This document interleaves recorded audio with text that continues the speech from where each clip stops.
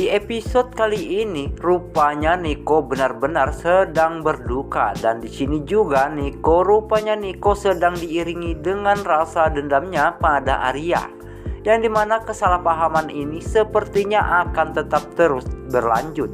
Walaupun Dappa sudah tidak ada lagi, bahkan Nico dapat asutan dari Mama Elpa, yang dimana memang pada dasarnya Mama Elpa sangat membenci Arya sejak dari dulu, sehingga membuat Nico tetap terus maju, yang dimana Nico akan menunjukkan pada Arya bahwa Nico orang tua Dappa yang cukup baik, dan bahkan Nico akan memberikan keadilan untuk Dappa.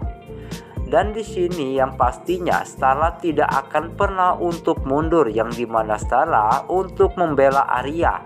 Yang pastinya Starla yakin 100% pada Arya bahwa Arya tidak pernah melakukan yang seperti Nico tuduhkan.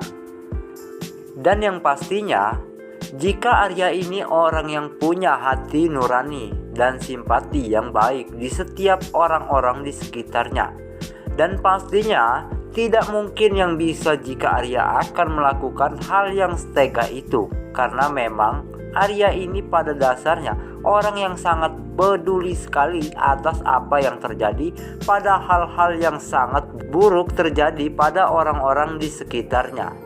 Sebenarnya Nico pun paham dengan hal itu yang sebenarnya. Kalau Nico mengetahui bahwa Arya ini orang yang sangat baik, bahkan Arya sudah berkali-kali menolong Nico sewaktu di masa lalu.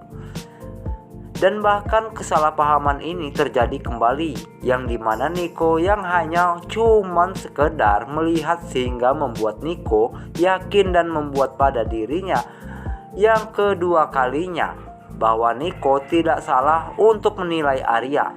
Dan Nico pun menjadi sadar yang dimana dulu Arya telah sering untuk membela Nico.